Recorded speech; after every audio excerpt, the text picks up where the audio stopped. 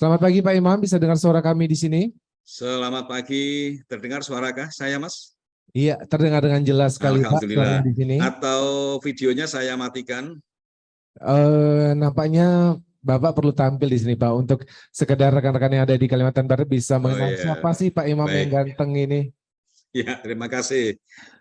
Saya Baik, khawatir sinyalnya mungkin tidak terlalu bagus jauh di pulau ini. iya sudah bagus nampak ini Pak, sudah Ya, gambarnya terlihat dengan jelas, juga suaranya juga terdengar dengan jelas. Baik hadirin yang berbahagia, langsung saja kita simak materi dari Bapak Dr. Andes Imam Budi Utomo MHum selaku Kepala Pusat Pengembangan dan Perlindungan Bahasa dan Sastra Badan Bahasa dari Kemendikbud Ristek berkaitan dengan program prioritas dan kebijakan Badan Pengembangan Bahasa dan Pembinaan Bahasa terkait dengan revitalisasi bahasa dan sastra daerah. Tentu saja kaitannya dengan tema kita pada kesempatan hari ini, bagaimana peran bahasa dan sastra daerah dalam upaya bangkit dari pandemi. Kepada Bapak Imam kami persilakan. baik, terima kasih. Assalamualaikum warahmatullahi wabarakatuh. Selamat siang, salam sejahtera yang kami hormati Kepala Balai Bahasa Provinsi Kalimantan Barat, Pak Anang, beserta dengan tim jajaran. Yang kami hormati pula Kepala UPT Kemendikbudristek se-Provinsi Kalimantan Barat, yang sangat kami hormati para narasumber kita. Salah satu di antaranya adalah Profesor Dr. Khairil Effendi. Selamat berjumpa, Prof. Meskipun perjumpaan kita hanya melalui Zoom, serta Ibu Bapak para peserta kegiatan Menjalin Indonesia dari Provinsi Kalimantan Barat. Sebelumnya, senantiasa kita panjatkan syukur Alhamdulillah kehadirat Allah bahwa kita masih diberikan nikmat sehat, nikmat sempat, sehingga kita bisa bertemu meskipun pertemuan kita, saya bersama dengan Ibu dan Bapak hanyalah pertemuan melalui dunia maya. Artinya hanya melalui Zoom karena jarak di antara kita ini terhalang oleh samudera, oleh lautan di Jawa ini. Baik, Ibu Bapak yang kami hormati, tanpa berpanjang kata saya akan menyampaikan materi yang berkaitan dengan masalah kebijakan dari Badan Pengembangan dan Pembinaan Bahasa. Ini berkaitan dengan bagaimana optimalisasi peran dari Badan Pengembangan dan Pembinaan Bahasa pada era yang sekarang ini. Perlu kami sampaikan bahwa kami di Badan Pengembangan dan Pembinaan Bahasa ini merupakan salah satu unit utama dari Kemendikbudristek yang diberikan tugas, yang diberikan fungsi untuk melaksanakan upaya-upaya pengembangan, pembinaan, dan pelindungan bahasa dan sastra. Juga diberi tambahan satu lagi, yaitu berkaitan dengan internasionalisasi bahasa Indonesia. Untuk struktur organisasi Badan Pengembangan dan Pembinaan Bahasa ini mohon hanya sekadar pemahaman saja, bahwa Badan Pengembangan dan Pembinaan Bahasa ini terdiri atas 3 pusat, yaitu Pusat Pengembangan dan Pelindungan Bahasa Sastra, yang kantornya ini ada di Sentul atau di wilayah IPSC, Pusat Pertahanan Indonesia. Kemudian ada Pusat Pembinaan Bahasa dan Sastra. Ini untuk lokasi kantornya berada di Rawamangun.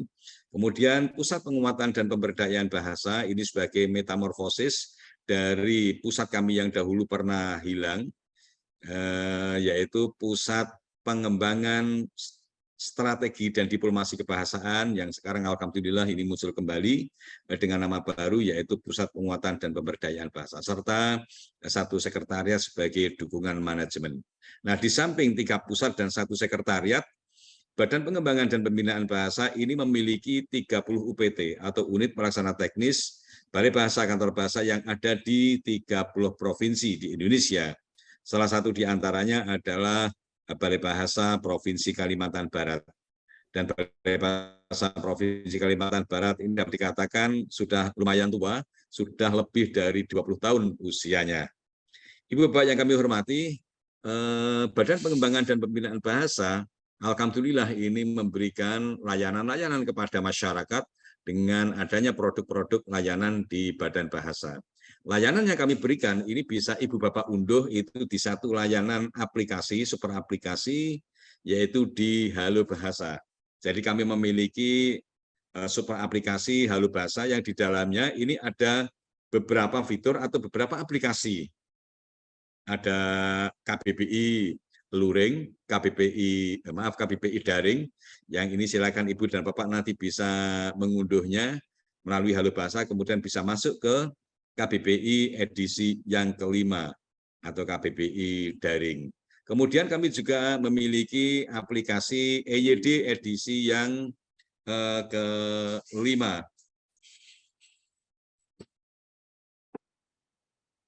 Mohon maaf ini baterainya ternyata hampir menipis.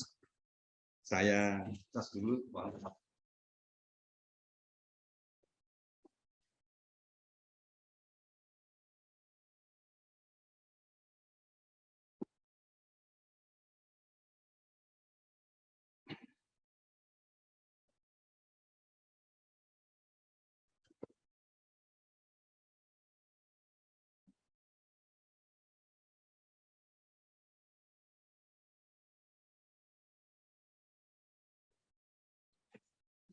Mohon maaf Ibu dan Bapak. Yang ketiga, ini ada aplikasi yang namanya SIPEBI. SIPEBI ini adalah aplikasi penyuntingan ejaan bahasa Indonesia. Jadi Ibu dan Bapak, para guru, para siswa, mahasiswa, para dosen, ini bisa memanfaatkan aplikasi yang namanya SIPEBI. Yang ini nanti akan kami kembangkan menjadi aplikasi semacam Grammarly, sehingga Ibu dan Bapak akan diberikan kemudahan oleh aplikasi ini untuk melakukan penyuntingan terhadap tulisan-tulisan kita yang mungkin masih kurang benar atau kurang bagus terkait dengan unsur-unsur kebahasaannya. Kemudian berikutnya ada tesaurus tematis bahasa Indonesia, ada koin korpus Indonesia, BIPA daring, kemudian kami juga menyediakan buku digital atau BUDI yang bisa Ibu dan Bapak unduh. Kemudian ada ahli bahasa, layanan ahli bahasa, ada UKBI adaptif, ada SPAI atau Senarep Padanan Asing Indonesia, serta ada Ensiklopedi Sastra Indonesia. Ini adalah produk-produk layanan dari Badan Pengembangan dan Pembinaan Bahasa. Termasuk juga layanan yang ada di Badan Bahasa ini tersebar di berbagai wilayah atau di Balai Bahasa, Kantor Bahasa. Kantor Bahasa atau Balai Bahasa Provinsi Kalimantan Barat ini juga memiliki produk-produk layanan unggulan begitu ya. Yang ini semua merupakan bagian yang tidak terpisahkan dari produk-produk dari Badan Pengembangan dan Pembinaan Bahasa. Kami di Badan Bahasa saat ini memiliki 3 program prioritas.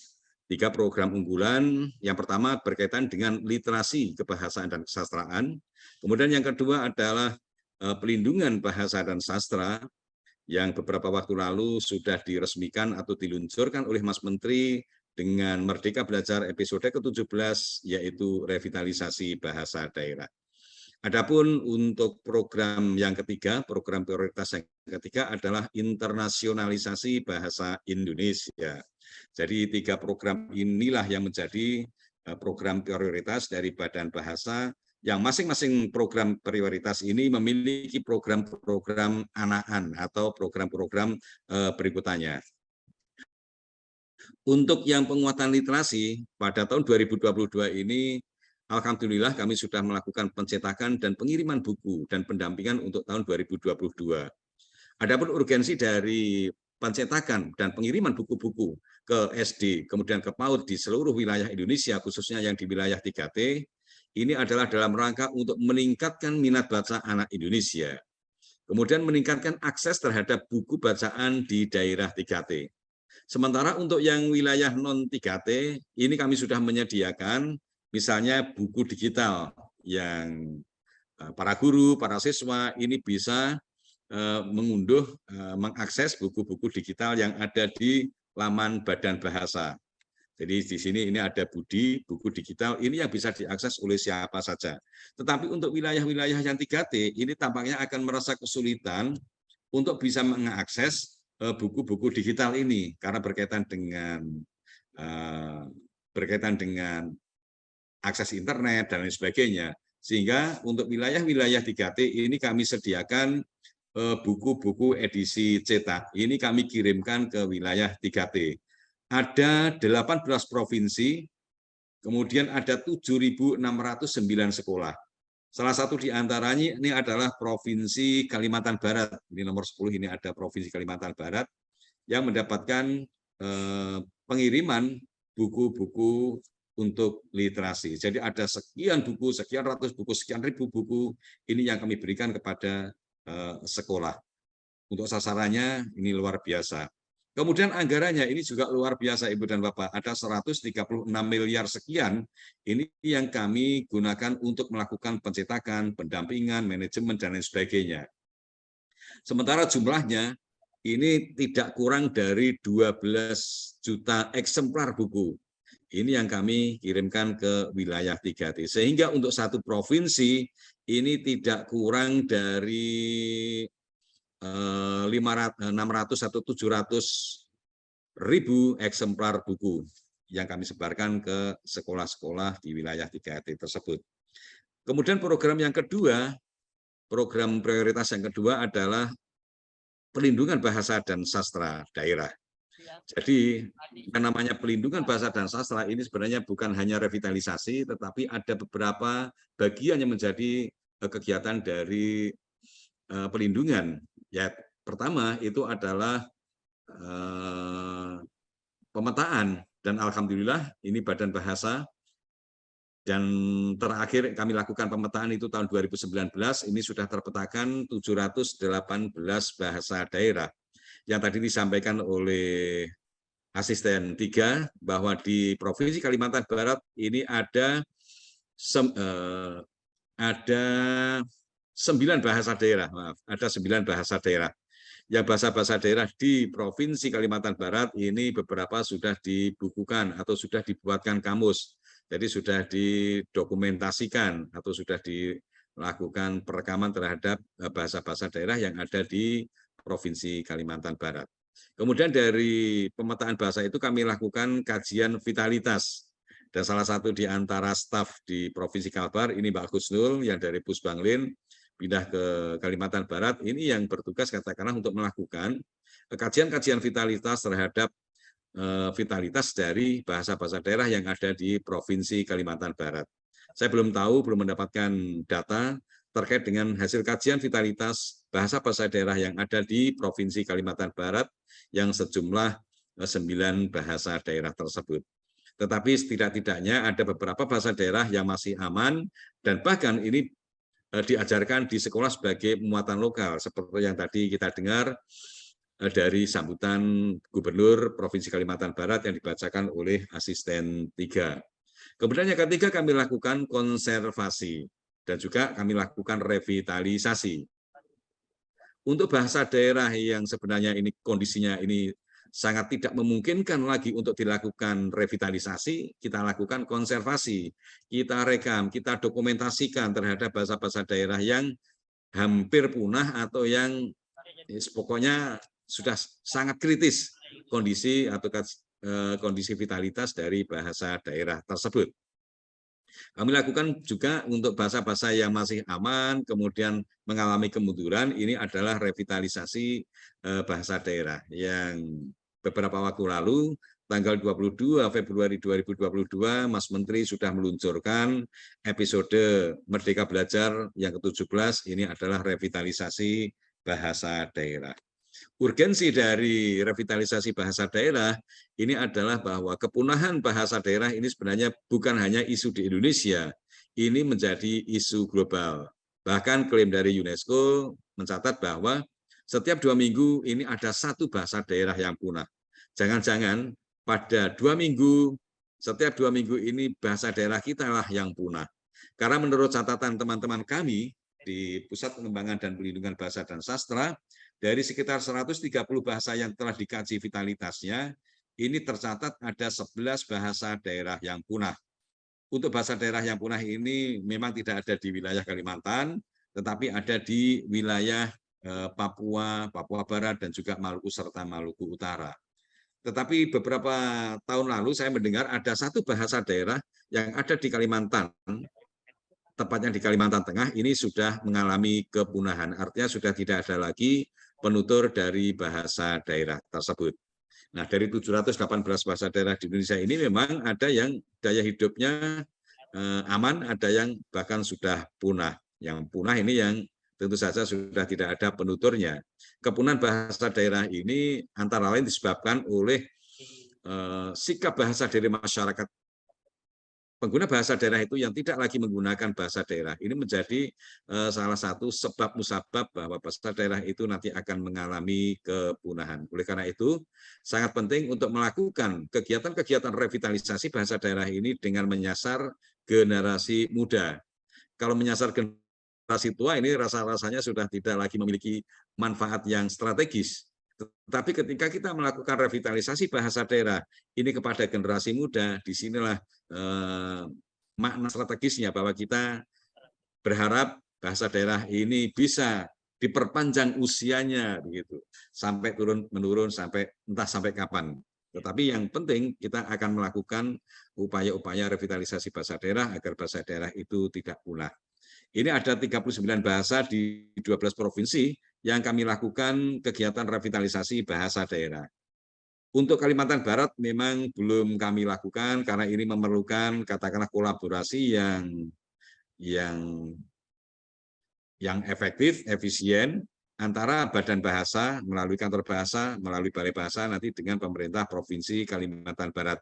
Semoga saja untuk kedepannya nanti Provinsi Kalimantan Barat ini mendapatkan juga anggaran untuk melaksanakan kegiatan revitalisasi bahasa daerah. Jadi kata kunci dari kegiatan kita ini adalah adanya kolaborasi antara pusat dan daerah.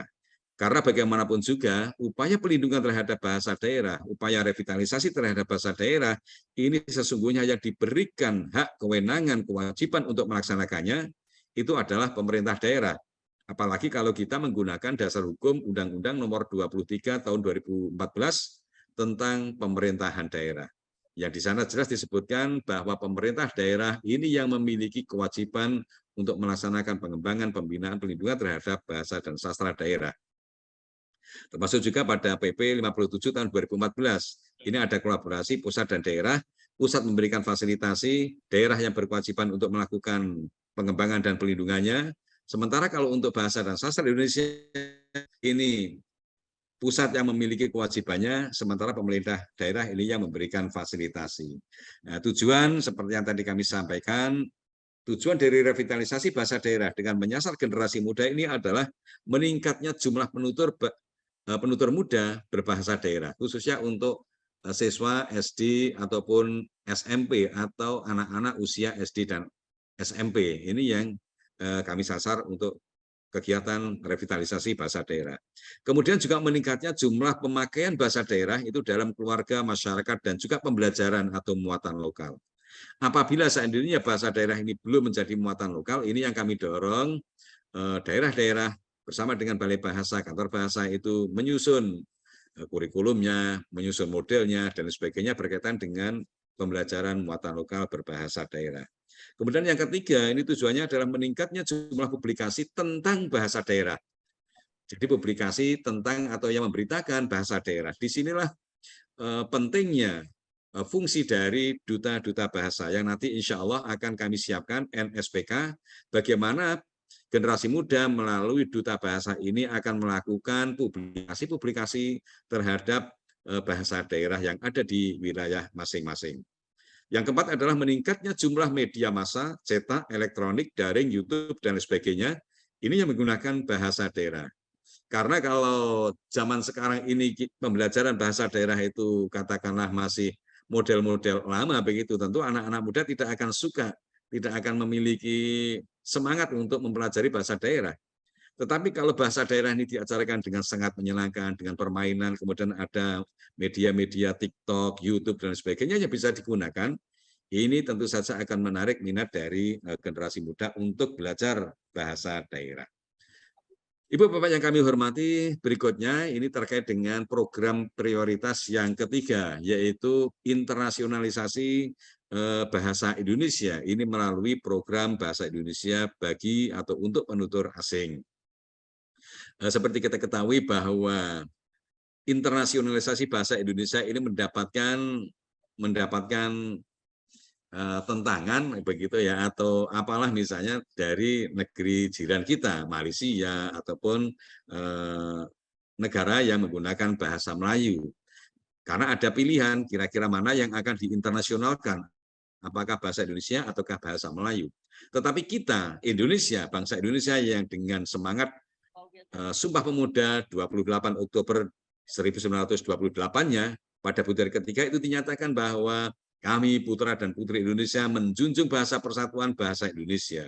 Jadi yang kita junjung ini adalah bahasa persatuan bahasa Indonesia, yang bahasa Indonesia ini juga menjadi bahasa negara sesuai dengan pasal 36 UUD 45, yang insya Allah ini nanti akan menjadi bahasa internasional. Ini data-data yang berkaitan dengan internasionalisasi bahasa Indonesia. Untuk jumlah pembelajarnya, orang yang belajar bahasa Indonesia ini tidak kurang dari 148.797 jiwa. Jadi hampir 150.000 orang yang belajar bahasa Indonesia. Ini data yang kami ketahui. Sementara ada juga orang-orang asing itu yang belajar bahasa Indonesia tidak melalui lembaga resmi, misalnya di Badan Bahasa, tetapi ada yang belajar sendiri atau yang otodidak dan lain sebagainya. Kemudian kami juga melakukan penugasan pengajaran di 249, jadi ada 249 penugasan bagi pengajar.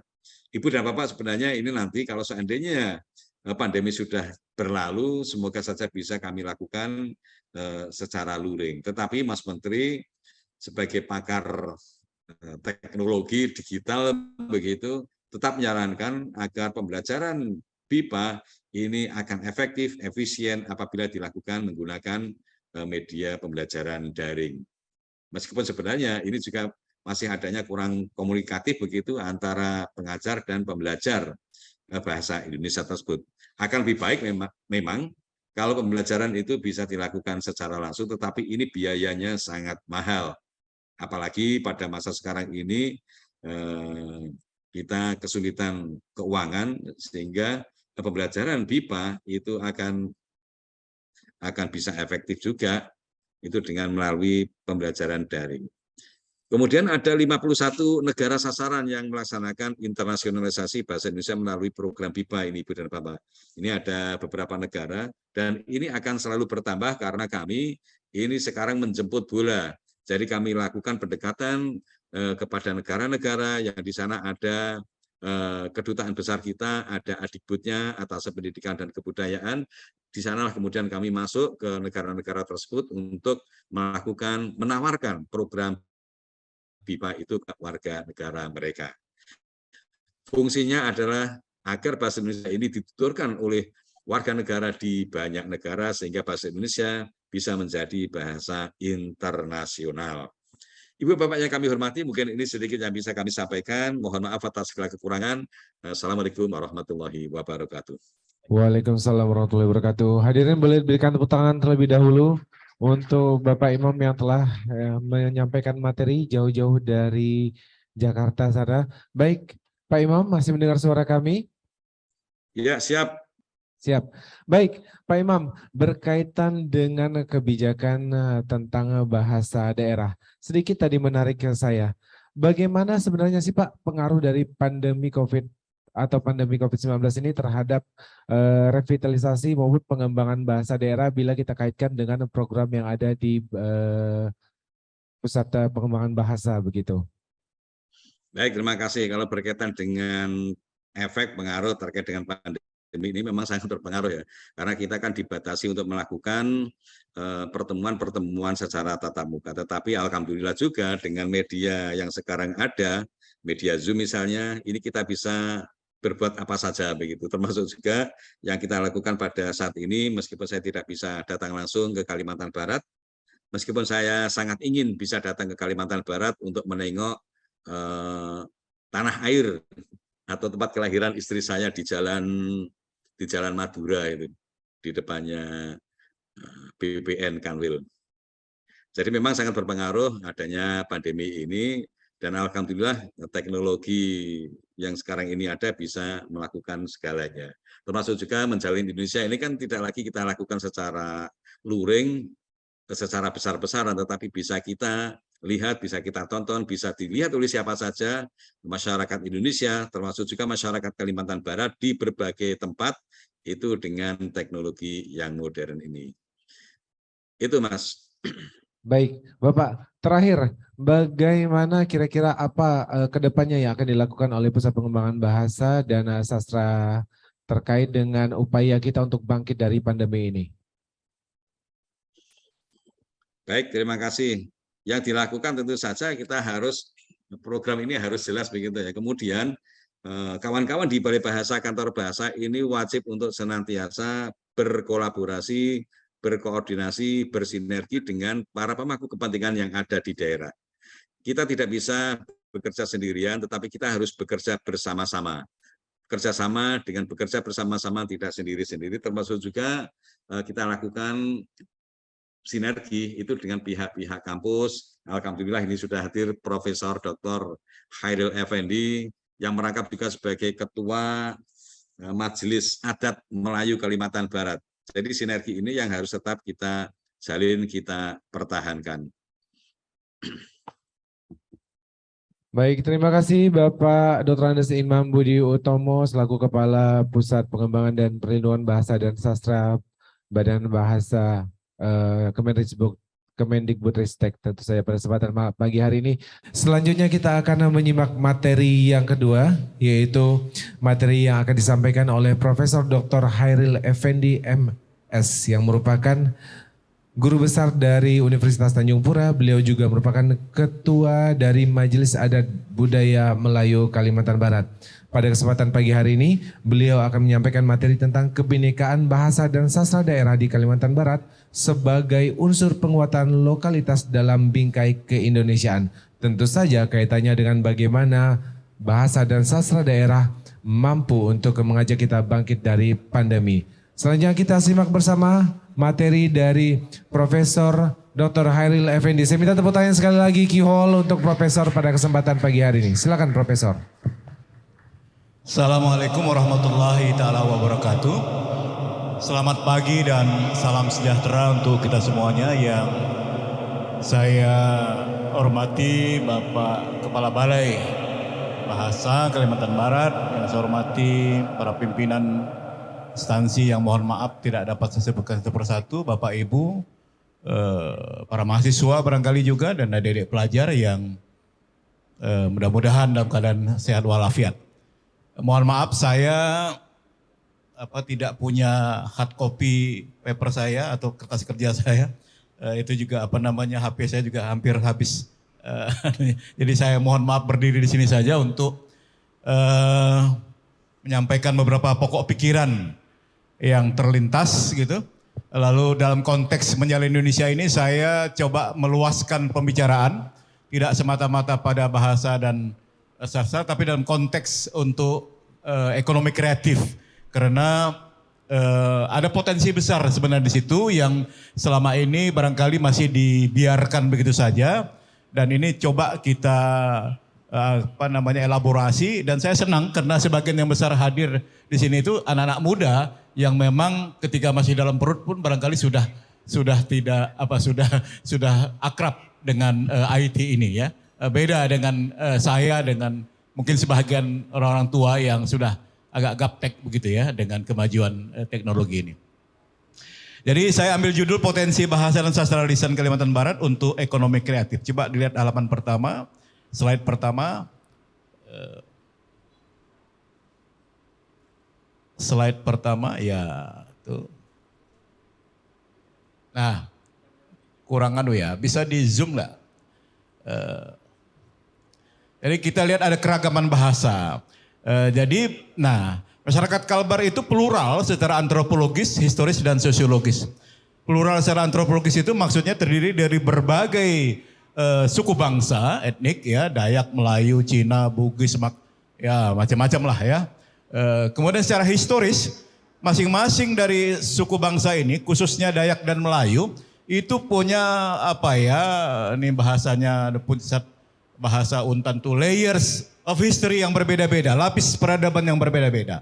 Ya masing-masing berbeda-beda. Yang tinggal di pedalaman itu barangkali masih bisa tendang kanan tendang kiri untuk makan malam mencari rebung dulu gitu ya. Setelah itu direbus kemudian bisa jadi sayur ya. Tapi yang di kota mungkin adik-adik tadi yang membacakan poetry reading atau puisi singing itu sudah terbiasa berselancar di dunia virtual ya. Jadi kita ini punya lapis peradaban yang berbeda-beda yang oleh karena itu bagi pengambil kebijakan itu tidak bisa semena-mena hanya menuliskannya di atas meja ya. Harus jelas ya informasi dari lapangan itu karena memang kita sangat beragam, sangat plural ya. Lalu kemudian secara sosiologis juga saya mungkin sudah tidak ada lagi yang terisolasi seperti di Papua misalnya. Tapi kita meskipun demikian belum semuanya maju ya. Itu tadi karena juga peradabannya berbeda-beda. Ya dari situ juga ada agama yang berbeda-beda, ada Islam, ada Buddha, ada Hindu, ada Katolik, Protestan, ada juga barangkali Kaharingan dan macam-macam ya. Jadi ya sekarang saya kira sudah banyak juga kawan-kawan kita, saudara-saudara kita di pedalaman yang sudah mengalami mobilitas horizontal dan vertikal. Horizontalnya oke, ya vertikalnya yang sudah mengalami pendidikan tinggi, ya sudah banyak yang jadi bupati, banyak ada pernah jadi gubernur dan segala macamnya, mengalami mobilitas horizontal ya vertikal yang saya kira sangat membanggakan. Nah, dari kelompok bahasa saya kira tadi sudah disebutkan ya. Jadi dalam kelompok besarnya itu ada kelompok Tamanik, ada Bidayuhik, ada Malayik, ada Ibanik, ada Urdanum, ada macam-macam ya. Saya kira kepala balai pastinya lebih tahu dari saya ya. Yang merangkumi sejumlah bahasa dan dialeknya ya. Dialeknya. Saya sendiri menyusun bahasa di Kepuasulu itu ada berapa kamus yang pernah saya susun tahun 2006 ya. Kalau nggak salah ada 6 kamus begitu ya. Ada bahasa Iban, bahasa Indonesia, ada bahasa Kayan bahasa Indonesia, ada macam-macam ya, ada 6 itu. Nah kemudian bahasa berfungsi untuk mengembangkan kebudayaan dan peradaban.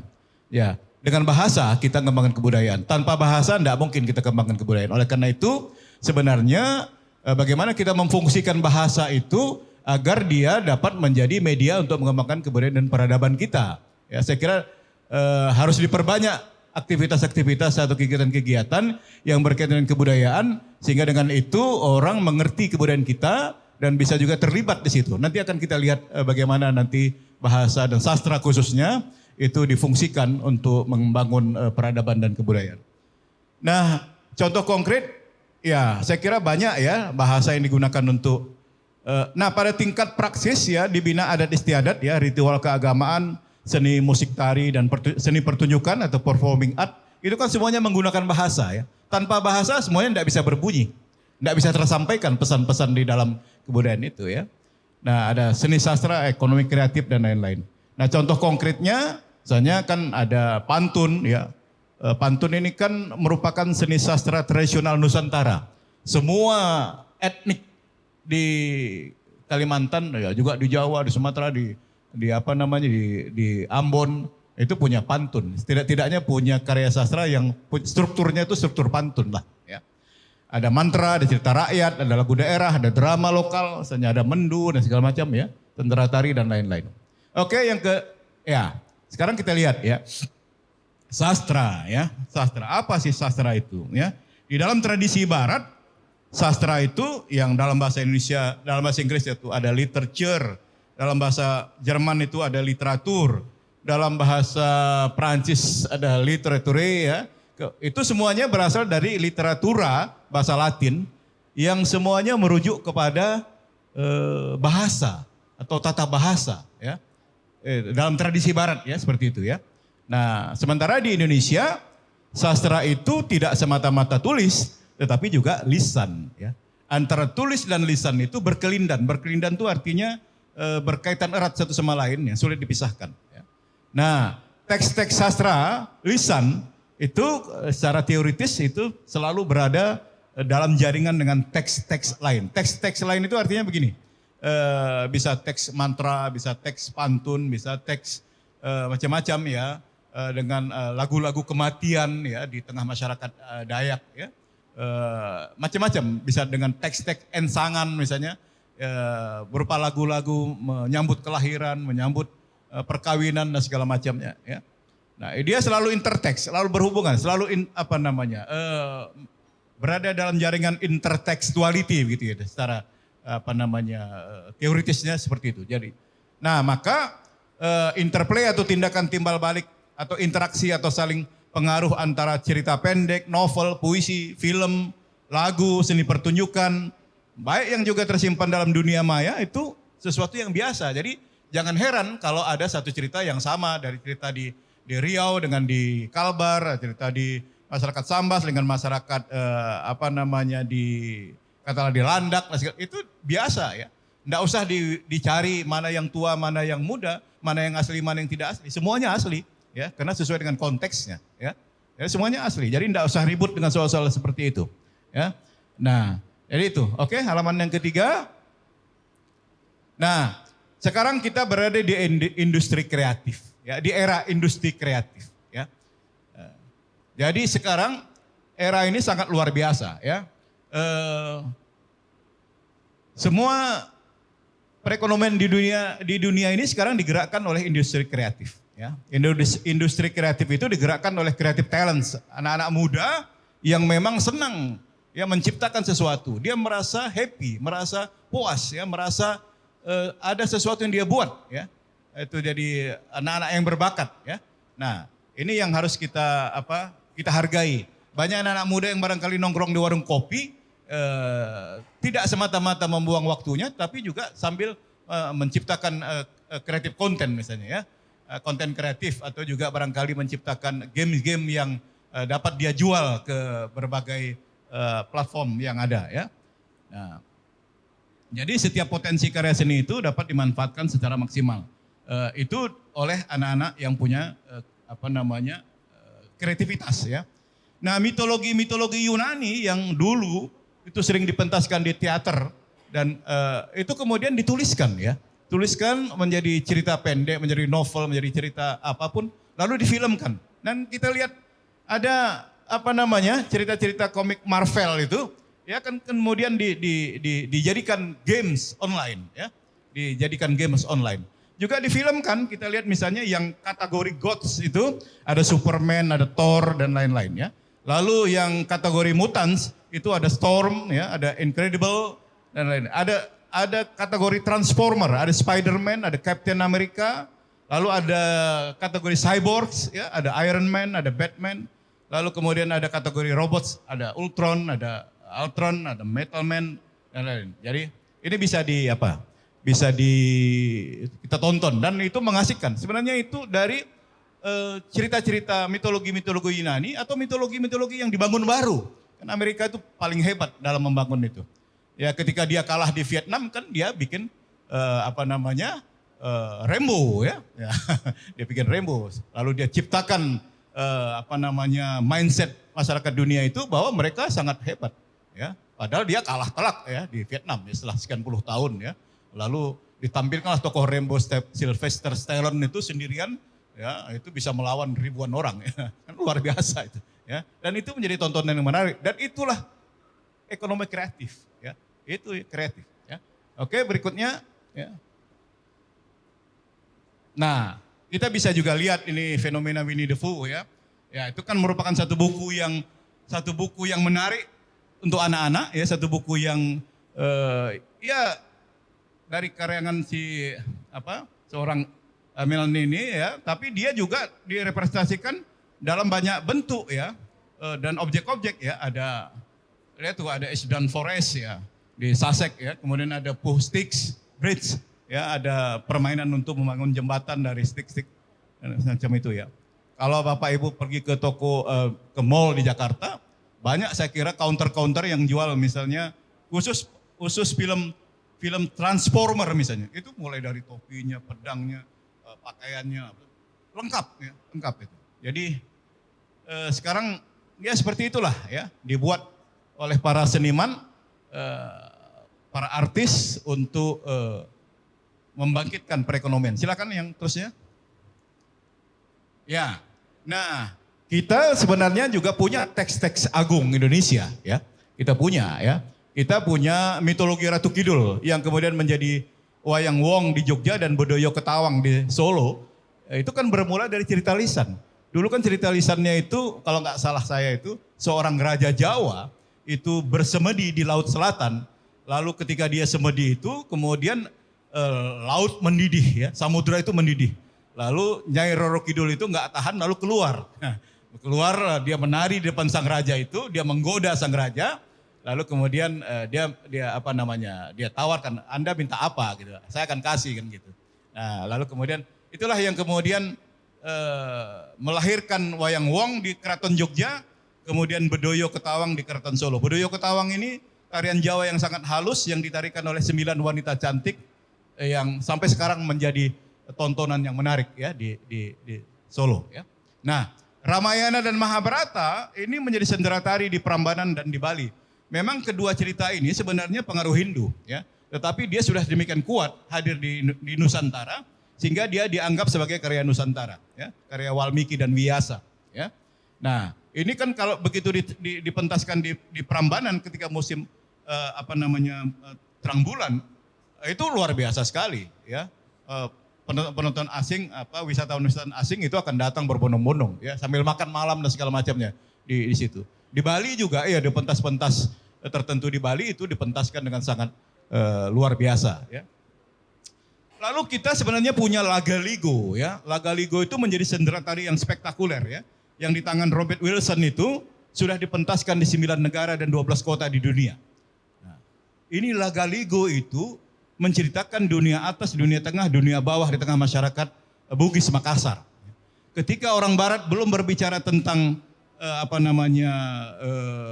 gender, masyarakat kita di Nusantara yang ada di Sulawesi itu sudah bicara tentang gender. Ya. Ada 5 gender, ada laki, ada perempuan, ada calabai, ada calalai, dan ada bisu. Ya. Nah, jadi luar biasa sebenarnya ya. Nah, kita saja nggak pernah memperhatikan itu. Ini naskah lisan yang sudah diakui UNESCO dan terpanjang di dunia, jauh melebihi karya-karya Odyssey dan Ilyas dan Odyssey yang selalu dibanggakan oleh orang-orang Barat itu. Ini jauh lebih besar. Ya. Cuma kita aja tidak pernah bangga dengan karya kita. Ya.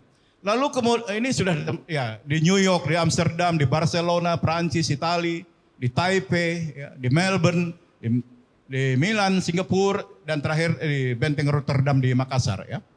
Lalu kita, di tengah masyarakat kita di Kalimantan Barat ini, di masyarakat Kayan Mendalam, yang ada di Kalimantan Barat dengan di Kalimantan Tengah, itu ada yang namanya Takna Lawe.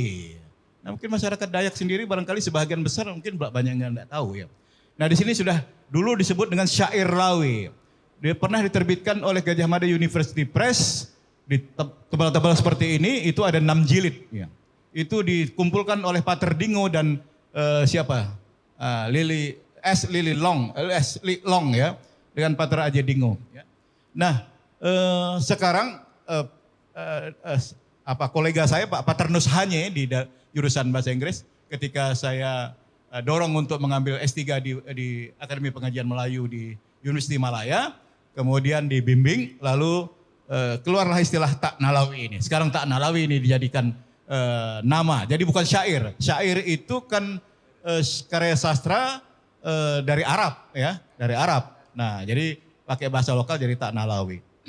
Nah, ini juga dipentaskan pertama sekali itu opera ini Aya ini di Holland ya, Holland Festival ya. Bayangkan ya. Kita punya karya besar ya di Holland Festival tahun 2021. Ya alhamdulillah kemarin dipentaskan di PCC dan terakhir pada bulan Agustus itu kalau nggak salah saya itu di Taman Ismail Marzuki. Ya. Kita punya karya besar.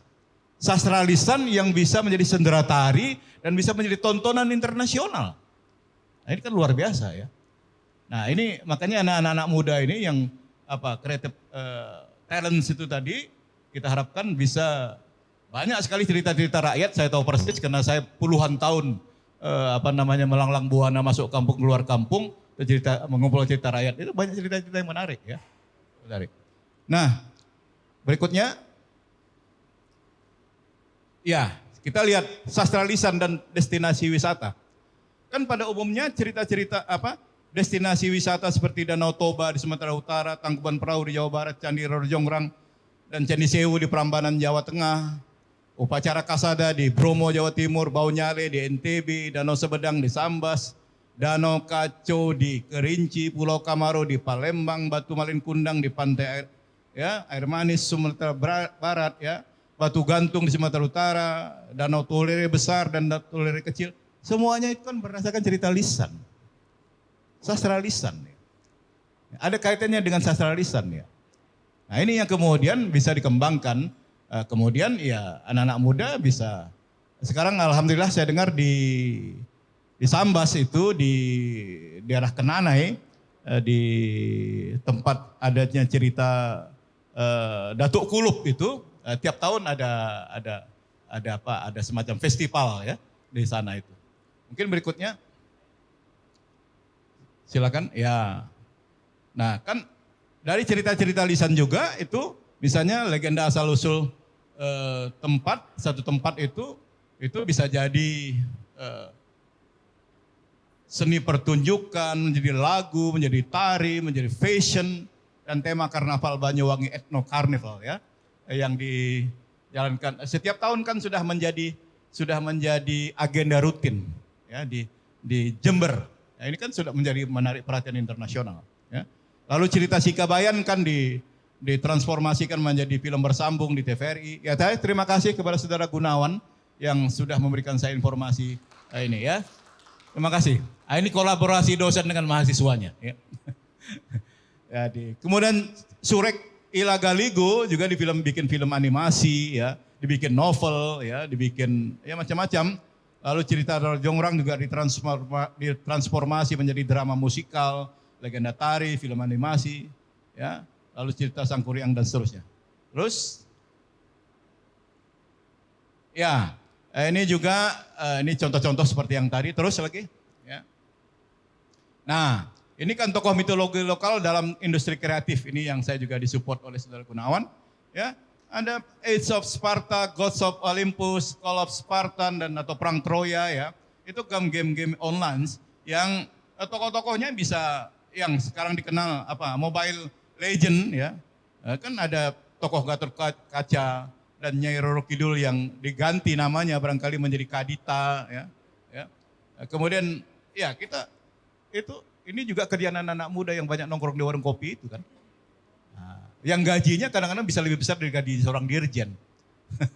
Ya, jadi jangan anggap enteng ya. Jadi tolong dibina ya. Nah kita di masa depan kan kita berharap ada muncul tokoh-tokoh mitologi seperti Ibu Gogo di Flores, ada Ahul di Jawa Barat, ada orang Ngendok di Jawa Tengah, ada orang Bati di Pulau Seram, ada Lembuswana di Kutai, Cendaku, Kerinci, atau mungkin juga Kuntilanak itu bisa dijadikan industri kreatif. Ya, gimana caranya ya silakanlah dipikirkan ya. Terus, nah sastra lisan Kalbar bagaimana potensinya ya? Saya kira sastra Kalbar potensial dikembangkan ya. Kalau kita merujuk pada tradisi Barat tadi buku itu kita memang masih terbatas ya. Ada beberapa buku, misalnya syair Perang Mentrado melawan Cina melawan Belanda, atau syair Pangeran Kasim misalnya syair-syair itu ya yang sudah diedit oleh Arenawati itu, tetapi saya kira jumlahnya nggak banyak ya, tidak seperti di Jawa atau di gitu ya, sehingga potensi kita sebenarnya pada sastra lisan itu yang masih banyak, kita masih punya Kana, punya Ensangan dan yang lain-lain ya. Nah, masyarakat Melayu dan Dayak itu banyak memiliki sastra lisan ya. Selain Takna Lawe tadi yang sudah saya sebut, ada Bedandi di Sambas, ada Bejandeh, ada Bedindong, ada Engkana ya di tengah masyarakat Dayak Kapuas ya. Yang berisi kisah-kisah suka duka anak manusia, pengembaraan, pencarian ilmu, percintaan, ada juga pengkhianatan, pertarungan heroik antara elemen baik dan yang buruk. Ada juga Ensangan ya di tengah masyarakat kerabat di Sekadau yang penuh pesan-pesan etika dan moral luhur berkaitan dengan kelahiran, masa remaja, persahabatan, pertunangan, perkawinan, bahkan kematian. Diceritakan di situ ya. Nah ini kan bisa di-create, tidak semata-mata hanya baju kaos atau gantungan kunci, tetapi bisa juga dengan pementasan. Terakhir barangkali ya, slide berikutnya. Oke, nah ini kita perlu belajar barangkali dari Kroasia ya, dari Kroasia. Di sana itu ada satu cerita tentang apa namanya astrological fortune, ya. Jadi ramalan-ramalan masa depan bagi seseorang, ya. Jadi ini cerita ini alhamdulillah sudah dibukukan, lalu kemudian ini dijadikan satu objek wisata, ada satu destinasi wisata di sana yang dijual itu dengan DM3, ya gitulah, ada formulanya, ada rumusnya itu DM3. D-nya itu ada dreams, kemudian berisi myth, magic dan mystery. Nah, cerita-cerita kita seperti cerita hantu kuntilanak itu saya kira itu juga bisa 3M-nya itu bisa masuk, ya. Bisa myth-nya bisa, magic-nya bisa, misteri-nya bisa.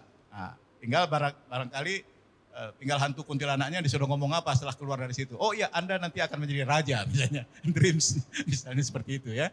Nah, kan bisa dijual itu. Nah, hal-hal semacam ini seringkali luput dari padahal sekarang ekonomi kreatif itu menjadi penggerak perekonomian dunia, ya. Di mana-mana, ya. Oleh karena itu setiap negara selalu menggerak. Saya kebetulan baru kemarin itu pulang dari Kucing, saya diminta berbicara di Dewan Bahasa dan Pustaka Sarawak.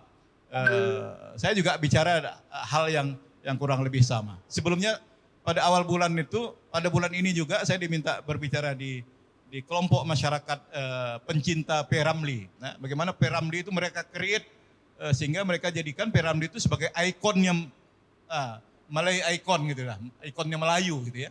Nah, itu di mana-mana, ada di Brunei, ada di Penang, ada di Singapura. Nah, jadi betul-betul itu mereka create untuk menjadi bagian dari ekonomi kreatif. Terakhir barangkali, ya. Oke. Nah, sastra sebagai vitamin jiwa. Jadi di dalam sastra itu kan ada soal kegembiraan, kesedihan dan segala macam itu. Nah, ini juga, ya, orang-orang yang orang sekarang berwisata itu tidak semata-mata hanya ingin melihat sunrise dan sunset, ya. Itu masa lalu, ya. Sekarang tuh orang ingin menemukan dirinya, ya, menemukan dirinya itu dalam cerita-cerita yang menyimpan arketip masa lalu, ya. Ini kalau kajian-kajian psikologi analisa dalam oleh Sigmund Freud, ini akan sampai ke sini. Jadi ketika mendengarkan cerita itu orang akan memperbaiki dirinya, ya. Orang menjadi semacam bukan trends tetapi jiwanya menjadi terhibur, menjadi baik, lalu kemudian ya ada banyak hal yang dapat dia pelajari dari cerita-cerita rakyat itu, ya. Nah, ini yang saya kira juga perlu kita pelajari kepada anak-anak muda, kita beri kesempatan untuk membuat ini, ya. Oke, berikutnya saya kira, ya. Nah, ini yang penting, ya. Untuk menyajikan sastra sebagai bagian dari industri kreatif itu diperlukan kolaborasi banyak pihak. Tidak bisa kerja sendiri, ya. Nah, kita mohon maaf seringkali merasa agak, ya bukan merasa, ya, mungkin mahal, ya, untuk kerjasama itu, ya. Mahal sekali kita kerjasama. Jadi ego sektoral itu terlalu menonjol. Nah, itu kita perlu mengkaji teks, perlu menginterpretasinya, perlu menempatkan konteks yang luas. Nah sekarang di dunia, ya, kajian-kajian spatiality, ya, kaitannya dengan sastra, ya, ruang.